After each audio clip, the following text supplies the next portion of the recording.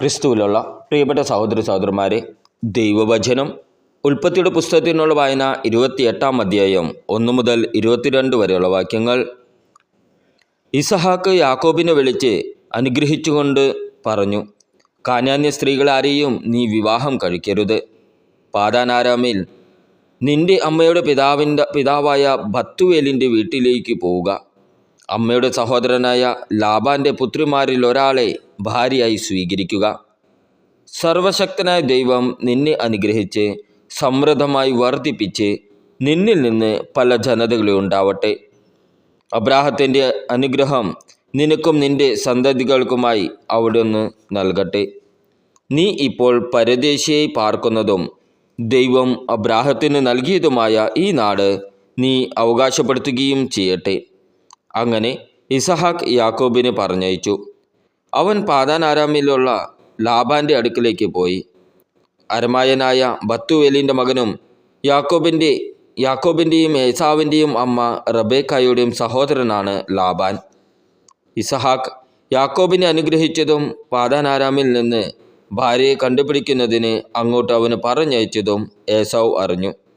അവനെ അനുഗ്രഹിച്ചപ്പോൾ കാനാന്യ സ്ത്രീകളിൽ നിന്ന് ഭാര്യയെ സ്വീകരിക്കരുത് എന്ന് അവൻ യാക്കോബിനോട് കൽപ്പിച്ചെന്നും തൻ്റെ മാതാപിതാക്കളെ അനുഗ്രഹിച്ച് യാക്കോബ് പാദാൻ ആരാമിലേക്ക് പോയി എന്നും ഏസാവ് മനസ്സിലാക്കി. കാനാന്യ സ്ത്രീകളെ തൻ്റെ പിതാവായ ഇസഹാക്കിന് ഇഷ്ടമല്ലെന്ന് മനസ്സിലായപ്പോൾ ഏസാവ് അബ്രാഹത്തിൻ്റെ മകനായ ഇസ്മായേലിൻ്റെ അടുത്ത് ചെന്ന് അവൻ്റെ മകളും നെബായോത്തിൻ്റെ സഹോദരിയുമായ മഹലത്തിന് ഭാര്യയായി സ്വീകരിച്ചു. അവനുണ്ടായിരുന്ന മറ്റു ഭാര്യമാർക്ക് പുറമേ ആയിരുന്നു ഇവൾ. യാക്കോബിൻ്റെ സ്വപ്നം. യാക്കോബ് ബെർഷെബയിൽ നിന്ന് ഹാരാനിലേക്ക് പുറപ്പെട്ടു. സൂര്യൻ അസ്തമിച്ചപ്പോൾ അവൻ വഴിക്കൊരിടത്ത് തങ്ങുകയും രാത്രി അവിടെ ചെലവഴിക്കുകയും ചെയ്തു. ഒരു കല്ലെടുത്ത് തലയ്ക്ക് കീഴെ വെച്ച് അവൻ ഉറങ്ങാൻ കിടന്നു. അവനൊരു ദർശനമുണ്ടായി. ഭൂമിയിൽ ഉറപ്പിച്ചിരുന്ന ഒരു ഗോവണി അതിൻ്റെ അറ്റം ആകാശത്ത് മുട്ടിയിരിക്കുന്നു. ദൈവദൂതന്മാർ അതിലൂടെ കയറുകയും ഇറങ്ങുകയും ചെയ്തുകൊണ്ടിരിക്കുന്നു. ഗോവണിയുടെ മുകളിൽ നിന്നുകൊണ്ട് കർത്താവ് അരുളി ചെയ്തു, ഞാൻ നിന്റെ പിതാവായ അബ്രാഹത്തിൻ്റെയും ഇസഹാക്കിൻ്റെയും ദൈവമായ കർത്താവാണ്. നീ കിടക്കുന്ന ഈ മണ്ണ് നിനക്കും നിന്റെ സന്തതികൾക്കും ഞാൻ നൽകും. നിന്റെ സന്തതികൾ ഭൂമിയിലെ പൂഴി പോലെ എണ്ണമറ്റവയായിരിക്കും. കിഴക്കോട്ടും പടിഞ്ഞാറോട്ടും തെക്കോട്ടും വടക്കോട്ടും നിങ്ങൾ വ്യാപിക്കും. നിന്നിലൂടെയും നിന്റെ സന്തതികളുടെയും ഭൂമിയിലെ ഗോത്രങ്ങളെല്ലാം അനുഗ്രഹിക്കപ്പെടും. ഇതാ, ഞാൻ നിന്നോട് കൂടെയുണ്ട്. നീ പോകുന്നിടത്തെല്ലാം ഞാൻ നിന്നെ കാത്തുരക്ഷിക്കും. നിന്നെ ഈ നാട്ടിലേക്ക് തിരികെ കൊണ്ടുവരും. നിന്നോട് പറഞ്ഞതൊക്കെ നിറവേറ്റുന്നതുവരെ ഞാൻ നിന്നെ കൈവിടുകയില്ല. അപ്പോൾ യാക്കോബ് ഉറക്കത്തിൽ നിന്നുണർന്നു. അവൻ പറഞ്ഞു, തീർച്ചയായും കർത്താവ് ഈ സ്ഥലത്തുണ്ട്, എന്നാൽ ഞാൻ അതറിഞ്ഞില്ല. ഭീതി പൂണ്ട് അവൻ പറഞ്ഞു, ഈ സ്ഥലം എത്ര ഭയാനകമാണ്! ഇത് ദൈവത്തിൻ്റെ ഭവനമല്ലാതെ മറ്റൊന്നുമില്ല. സ്വർഗത്തിൻ്റെ കവാടമാണിവിടം. യാക്കോബ് അതിരാവിലെ എഴുന്നേറ്റ് തലയ്ക്ക് കീഴെ വച്ചിരുന്ന കല്ലെടുത്ത് ഒരു തൂണായി കുത്തി നിർത്തി. അതിനുമേൽ എണ്ണയൊഴിച്ചു. അവൻ ആ സ്ഥലത്തിന് ബഥേൽ എന്ന് പേരിട്ടു. യൂസ് എന്നായിരുന്നു ആ പട്ടണത്തിൻ്റെ ആദ്യത്തെ പേര്. അത് കഴിഞ്ഞ് യാക്കോബ് ഒരു പ്രതിജ്ഞ ചെയ്തു, ദൈവമായ കർത്താവ് എൻ്റെ കൂടെ ഉണ്ടായിരിക്കുകയും ഈ യാത്രയിൽ എന്നെ സംരക്ഷിക്കുകയും എനിക്ക് ഉണ്ണാനും ഉടുക്കാനും തരുകയും എൻ്റെ പിതാവിൻ്റെ വീട്ടിലേക്ക് സമാധാനത്തോടെ ഞാൻ തിരിച്ചെത്തുകയും ചെയ്താൽ കർത്താവായിരിക്കും എൻ്റെ ദൈവം. തൂണായി കുത്തി നിർത്തിയിരുന്ന ഈ കല്ല് ദൈവത്തിൻ്റെ ഭവനമായിരിക്കും. അവിടുന്ന് എനിക്ക് തരുന്നതിൻ്റെ എല്ലാം 10-1 അവിടത്തേക്ക് ഞാൻ സമർപ്പിക്കുകയും ചെയ്യും. ഉൽപ്പത്തിയുടെ പുസ്തകത്തിനുള്ള വായന 29-ാം അധ്യായം 1 മുതൽ 35 വരെയുള്ള വാക്യങ്ങൾ. ലാബാൻ്റെ വീട്ടിൽ യാക്കോബ് യാത്ര തുടർന്നു. കിഴക്കുള്ളവരുടെ ദേശത്ത് അവൻ എത്തിച്ചേർന്നു. അവിടെ വയലിൽ ഒരു കിണർ കണ്ടു. അതിനു ചുറ്റും 3 ആറ്റിൻപട്ടങ്ങളും. അവൻ കിണറ്റിൽ നിന്നാണ് ആടുകൾക്കെല്ലാം വെള്ളം കൊടുത്തിരുന്നത്. വലിയൊരു കല്ലുകൊണ്ട് കിണർ മൂടിയിരുന്നു. ആറ്റിൻ പറ്റങ്ങളെല്ലാം എത്തിച്ചേരുമ്പോൾ അവർ കിണറ്റുവക്കത്തു നിന്ന് കല്ലുരുട്ടി മാറ്റി ആടുകൾക്ക് വെള്ളം കൊടുക്കും. അത് കഴിഞ്ഞ് കല്ലുരുട്ടി വെച്ച് കിണറടയ്ക്കുകയും ചെയ്യും. യാക്കോബ് അവരോട് ചോദിച്ചു, സഹോദരന്മാരെ, നിങ്ങൾ എവിടെ നിന്ന് വരുന്നു? ഹാരാനിൽ നിന്ന് എന്ന് അവർ മറുപടി പറഞ്ഞു. അവൻ വീണ്ടും ചോദിച്ചു, നിങ്ങൾ നാഹോറിൻ്റെ മകൻ ലാബാനെ അറിയുമോ? അറിയും എന്ന് അവർ പറഞ്ഞു. അവന് സുഖമാണോ? അവൻ ചോദിച്ചു. അതെ, അവർ പറഞ്ഞു. ഇതാ അവൻ്റെ മകൾ റാഹേൽ ആടുകളുമായി വരുന്നു. അവൻ പറഞ്ഞു, പകൽ ഇനിയും ഏറെയുണ്ടല്ലോ, ആടുകളെ ആലയിലാക്കാൻ നേരമായിട്ടില്ല. ആടുകൾക്ക് വെള്ളം കൊടുത്ത് അവയെ കൊണ്ടുപോയി തീറ്റുക. അവർ പറഞ്ഞു, അങ്ങനെയല്ല, ആറ്റിൻ പറ്റങ്ങളെല്ലാം വന്നെത്തുമ്പോഴേ കല്ലുരുട്ടി മാറ്റി ആടുകൾക്ക് വെള്ളം കൊടുക്കാറുള്ളൂ. അവൻ അവരുമായി സംസാരിച്ചു കൊണ്ടിരിക്കെ റാഹേൽ തൻ്റെ പിതാവിൻ്റെ ആടുകളുമായി വന്നു. അവളാണ് ഇവയെ മേയിച്ചിരുന്നത്. തൻ്റെ മാതൃസഹോദരനായ ലാബാൻ്റെ മകൾ റാഹേലിനെയും അവൻ്റെ ആടുകളെയും കണ്ടപ്പോൾ യാക്കോബ് ചെന്ന് കിണർ മൂടിയിരുന്ന കല്ല് ഉരുട്ടി മാറ്റുകയും ലാബാൻ്റെ ആടുകൾക്ക് വെള്ളം കൊടുക്കുകയും ചെയ്തു. പിന്നീട് അവൻ റാഹേലിനെ ചുംബിക്കുകയും ഉറക്കെ കരയുകയും ചെയ്തു.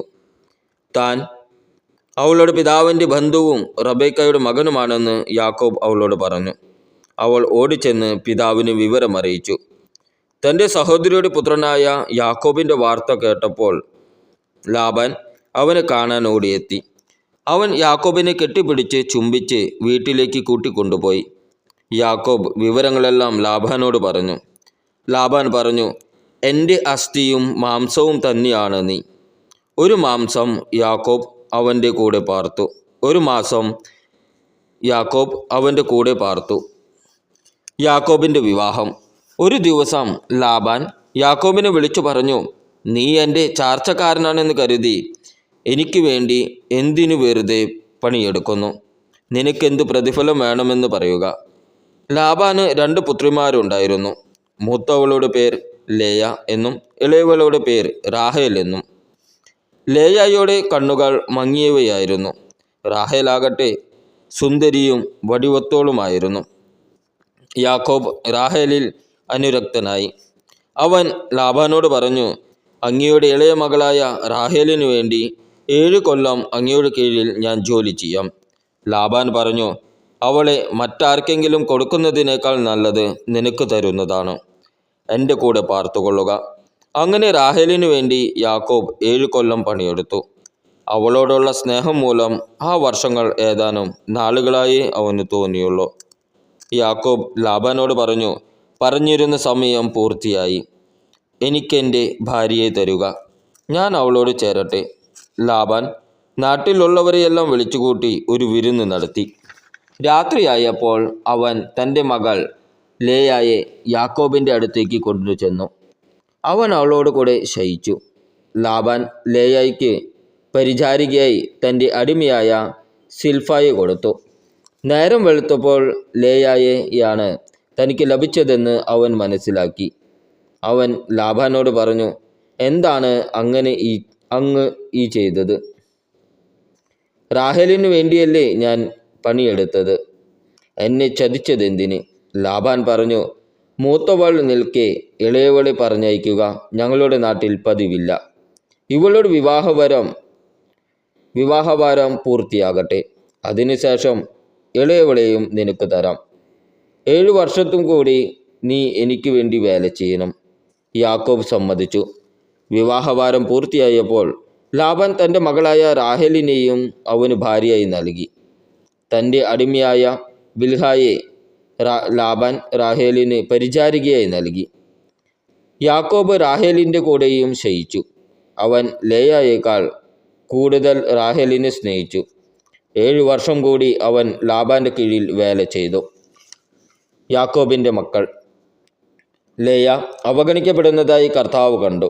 അവിടുന്ന് അവൾക്ക് ഗർഭധാരണ ശക്തി നൽകി. റാഹേലാകട്ടെ വന്ധ്യയായിരുന്നു. ലേയ ഗർഭം ധരിച്ച് ഒരു പുത്രനെ പ്രസവിച്ചു. അവൾ അവന് റൂബൻ എന്ന് പേരിട്ടു. കാരണം കർത്താവ് എൻ്റെ കഷ്ടപ്പാട് കണ്ടിരിക്കുന്നു. ഇനി എൻ്റെ ഭർത്താവ് എന്നെ സ്നേഹിക്കും എന്ന് അവൾ പറഞ്ഞു. അവൾ വീണ്ടും ഗർഭം ധരിച്ച് ഒരു പുത്രനെ പ്രസവിച്ചു. അവൾ പറഞ്ഞു, ഞാൻ അവഗണിക്കപ്പെടുന്നെന്നറിഞ്ഞ് കർത്താവ് എനിക്ക് ഇവനെ കൂടി നൽകിയിരിക്കുന്നു. അവൾ അവന് ശിമയോൻ എന്ന് പേരിട്ടു. അവൾ പിന്നെയും ഗർഭിണിയായി ഒരു മകനെ പ്രസവിച്ചു. അവൾ പറഞ്ഞു, ഇനി എൻ്റെ ഭർത്താവ് എന്നോട് കൂടുതൽ എടുക്കും, കാരണം ഞാൻ അവന് 3 പുത്രന്മാരെ നൽകിയിരിക്കുന്നു. അതുകൊണ്ട് അവൾ അവനെ ലേവി എന്ന് വിളിച്ചു. അവൾ വീണ്ടും ഗർഭം ധരിക്കുകയും ഒരു പുത്രനെ പ്രസവിക്കുകയും ചെയ്തു. അവൾ പറഞ്ഞു, ഞാൻ കർത്താവിനെ സ്തുതിക്കും. അതുകൊണ്ട് അവൾ അവന് യൂദ എന്ന് പേരിട്ടു. പിന്നീട് കുറെ കാലത്തേക്ക് അവൾ പ്രസവിച്ചില്ല. ഉൽപ്പത്തിയുടെ പുസ്തകത്തിനുള്ള വായന 30-ാം അധ്യായം 1 മുതൽ 43 വരെയുള്ള വാക്യങ്ങൾ. യാക്കോബിന് മക്കളെ നൽകാൻ തനിക്ക് സാധിക്കുന്നില്ലെന്ന് കണ്ടപ്പോൾ റാഹേലിന് തൻ്റെ സഹോദരിയോട് അസൂയ തോന്നി. അവൾ യാക്കോബിനോട് പറഞ്ഞു, എനിക്കും മക്കളെ തരുക, അല്ലെങ്കിൽ ഞാൻ മരിക്കും. യാക്കോബ് കോപിച്ച് അവളോട് പറഞ്ഞു, ഞാൻ ദൈവത്തിൻ്റെ സ്ഥാനത്താണോ? അവിടുന്നല്ലേ നിനക്ക് സന്താനം നിഷേധിച്ചിരിക്കുന്നത്? അവൾ പറഞ്ഞു, ഇതാ നിന്റെ പരിചാരികയായ ബിൽഹ, അവളെ പ്രാപിക്കുക. അവളുടെ സന്താനത്തെ അവൾ എൻ്റെ മടിയിൽ വയ്ക്കും. അങ്ങനെ അവളിലൂടെ എനിക്ക് മക്കളെ ലഭിക്കും. അവൾ തൻ്റെ പരിചാരിക ബിൽഹയെ അവന് നൽകി. യാക്കോബ് അവളെ പ്രാപിച്ചു. ബിൽഹ ഗർഭം ധരിക്കുകയും യാക്കോബിന് അവളിൽ ഒരു പുത്രൻ ജനിക്കുകയും ചെയ്തു. അപ്പോൾ റാഹേൽ പറഞ്ഞു, ദൈവം എനിക്ക് അനുകൂലമായി വിധിച്ചിരിക്കുന്നു. എൻ്റെ പ്രാർത്ഥന കേട്ട് എനിക്കൊരു പുത്രനെ നൽകിയിരിക്കുന്നു. അതുകൊണ്ട് അവൾ അവന് ദാൻ എന്നു പേരിട്ടു. റാഹേലിൻ്റെ പരിചാരികയായ ബിൽഹ വീണ്ടും ഗർഭിണിയായി. അവളിൽ യാക്കോബിന് 2ാമതൊരു പുത്രൻ കൂടി ജനിച്ചു. റാഹേൽ പറഞ്ഞു, എൻ്റെ സഹോദരിയുമായി കടുത്ത മത്സരം നടത്തി ഞാൻ ജയിച്ചിരിക്കുന്നു. അവൾ അവനെ നഫ്താലി എന്ന് വിളിച്ചു. തനിക്ക് വീണ്ടും മക്കളുണ്ടാകുന്നില്ല എന്ന് കണ്ട ലേയ തൻ്റെ പരിചാരികയായ സിൽഫായെ യാക്കോബിന് നൽകി. ലേയായുടെ പരിചാരികയായ സിൽഫായിൽ യാക്കോബിന് ഒരു പുത്രൻ ജനിച്ചു. ഭാഗ്യം എന്ന് ഉദ്ഘോഷിച്ചുകൊണ്ട് ലേയ അവന് ഗാദ് എന്നു പേരിട്ടു. ലേയായുടെ പരിചാരികയായ സിൽഫായിൽ യാക്കോബിന് വീണ്ടും ഒരു പുത്രൻ ജനിച്ചു. ലേയ പറഞ്ഞു, ഞാൻ ഭാഗ്യവതിയാണ്, സ്ത്രീകൾ എന്നെ ഭാഗ്യവതി എന്ന് വിളിക്കും. അതുകൊണ്ട് അവൾ അവന് ആഷേർ എന്ന് പേരിട്ടു. ഗോതമ്പ് കൊയ്യുന്ന കാലത്ത് റൂബൻ വയലിൽ പോയി. അവൻ ദൂദായിം പഴം കാണുകയും അവ പറിച്ചു കൊണ്ടുവന്ന് തൻ്റെ അമ്മയായ ലേയായ്ക്ക് കൊടുക്കുകയും ചെയ്തു. അപ്പോൾ റാഹേൽ ലേയായോട്, നിന്റെ മകൻ കൊണ്ടുവന്ന ദൂദായി പഴം കുറച്ച് എനിക്ക് തരുക എന്ന് പറഞ്ഞു. ലേയ കയർത്തു പറഞ്ഞു, എൻ്റെ ഭർത്താവിനെ കൈയടക്കി വെച്ചിരിക്കുന്നത് പോരെ, എൻ്റെ മകൻ്റെ ദൂദായി പഴവും നിനക്ക് വേണോ? റാഹേൽ പറഞ്ഞു, നിന്റെ മകൻ്റെ ദൂദായി പഴത്തിന് പ്രതിഫലമായി അദ്ദേഹം ഇന്ന് രാത്രി നിന്റെ കൂടെ ശയിച്ചു കൊള്ളട്ടെ.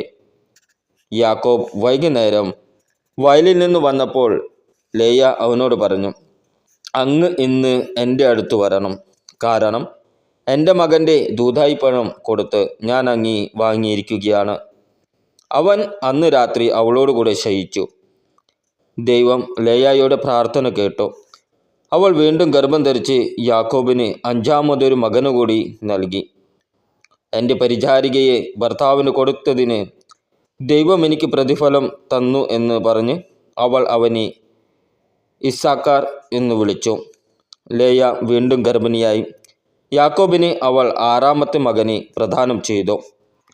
ദൈവം എനിക്ക് നല്ല സമ്മാനം തന്നിരിക്കുന്നു. ഇനി ഭർത്താവ് എന്നോടൊത്ത് വസിക്കും. അവന് ഞാൻ 6 മക്കളെ കൊടുത്തിരിക്കുന്നല്ലോ എന്ന് പറഞ്ഞ് അവൾ അവന് സെബുലൂൺ എന്ന് പേരിട്ടു. അവൾക്ക് ഒരു പുത്രിയും ജനിച്ചു. അവൾ തൻ്റെ പുത്രിയെ ദീന എന്ന് വിളിച്ചു. ദൈവം റാഹേലിനെ സ്മരിച്ചു. അവിടുന്ന് അവളുടെ പ്രാർത്ഥന കേൾക്കുകയും അവളുടെ വന്ധ്യത്വം അവസാനിപ്പിക്കുകയും ചെയ്തു. അവൾ ഗർഭം ധരിച്ച് ഒരു പുത്രനെ പ്രസവിച്ചു. അവൾ പറഞ്ഞു, എൻ്റെ അപമാനം ദൈവം നീക്കിക്കളഞ്ഞിരിക്കുന്നു. കർത്താവ് എനിക്ക് ഒരു പുത്രന് കൂടി തരട്ടെ എന്ന് പറഞ്ഞ് അവൾ അവന് ജോസഫ് എന്ന് പേരിട്ടു. യാക്കോബിൻ്റെ സമ്പത്ത്. റാഹേൽ ജോസഫിനെ പ്രസവിച്ചു കഴിഞ്ഞ് യാക്കോബ് ലാബാനോട് പറഞ്ഞു, എന്നെ പറഞ്ഞയക്കുക, ഞാൻ എൻ്റെ നാട്ടിലേക്ക് പോകട്ടെ. എൻ്റെ ഭാര്യമാരെയും മക്കളെയും എനിക്ക് തരുക. അവർക്ക് വേണ്ടിയാണ് ഞാൻ അങ്ങയെ സേവിച്ചത്. ഇനി ഞാൻ പോകട്ടെ. ഞാൻ ചെയ്ത സേവനം അങ്ങേക്ക് അറിയാമല്ലോ. ലാബാൻ മറുപടി പറഞ്ഞു, നിനക്ക് എന്നോട് താല്പര്യമുണ്ടെങ്കിൽ നീ പോകരുത്. നീ മൂലമാണ് കർത്താവ് എന്നെ അനുഗ്രഹിച്ചത് എന്ന് എനിക്കറിയാം. നിനക്ക് എന്തു പ്രതിഫലം വേണമെന്ന് പറയുക, അത് ഞാൻ തരാം. യാക്കോബ് അവനോട് പറഞ്ഞു, ഞാൻ എപ്രകാരം അങ്ങേക്ക് വേണ്ടി ജോലി ചെയ്തെന്നും എൻ്റെ മേൽനോട്ടത്തിൽ അങ്ങയുടെ ആടുമാടുകൾ എത്ര പെരുകിയെന്നും അങ്ങേക്ക് അറിയാമല്ലോ. ഞാൻ വരുന്നതിന് മുമ്പ് വളരെ കുറച്ച് ആടുകളെ അങ്ങേക്ക് ഉണ്ടായിരുന്നുള്ളൂ. ഇപ്പോൾ അവ വളരെ പെരുകിയിരിക്കുന്നു. ഞാൻ പോയിടത്തെല്ലാം കർത്താവ് അങ്ങയെ കടാക്ഷിച്ചിരിക്കുന്നു. ഇനി എൻ്റെ കുടുംബത്തിനു വേണ്ടി എന്നാണ് ഞാൻ എന്തെങ്കിലും സമ്പാദിക്കുക? ലാബാൻ ചോദിച്ചു, ഞാൻ നിനക്ക് എന്തു തരണം? യാക്കോബ് പറഞ്ഞു, അങ്ങ് എനിക്ക് ഒന്നും തരേണ്ട. ഞാൻ പറയുന്ന വ്യവസ്ഥ സ്വീകരിക്കാമെങ്കിൽ ഇനിയും അങ്ങയുടെ ആടുകളെ ഞാൻ മേയിച്ചു കൊള്ളാം. അങ്ങയുടെ ആട്ടിൻകൂട്ടത്തിൽ നിന്ന് പൊട്ടോ പുള്ളിയോ ഉള്ള ആടുകളെയും കറുത്ത ചെമ്മരിയാടുകളെയും പൊട്ടോ പുള്ളിയോ ഉള്ള കോലാടുകളെയും ഞാൻ വേർതിരിക്കാം.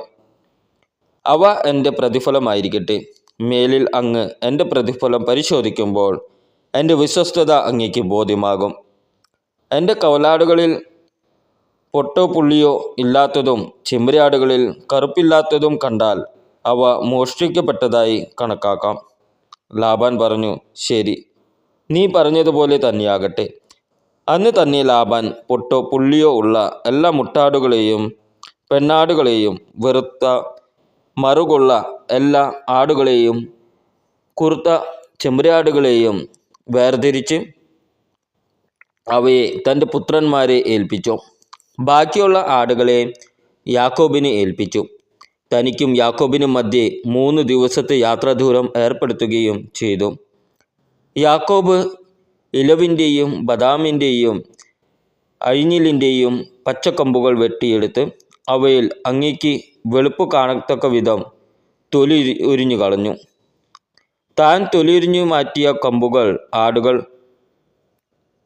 വെള്ളം കുടിക്കുന്ന പാത്തികളിൽ അവയുടെ മുമ്പിൽ അവൻ കുത്തി നിരത്തി. വെള്ളം കുടിക്കാൻ വരുമ്പോഴാണ് അവ ഇണചേരാറുള്ളത്. ആടുകൾ ഈ കമ്പുകളുടെ മുമ്പിൽ ഇണചേർന്നു.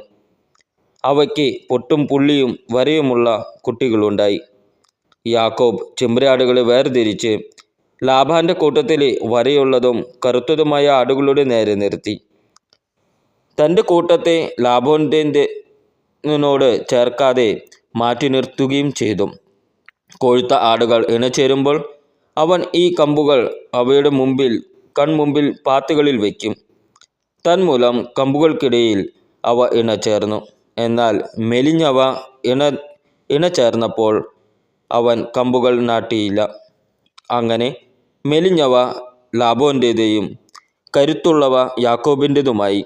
ഇപ്രകാരം യാക്കോബ് വലിയ സമ്പന്നനായി. അവന് ധാരാളം ആടുകളും ദാസിദാസന്മാരും ഒട്ടകങ്ങളും കഴുതകളും ഉണ്ടായി. നമ്മുടെ കർത്താവായ മിശിഹായ്ക്ക് സ്തുതി.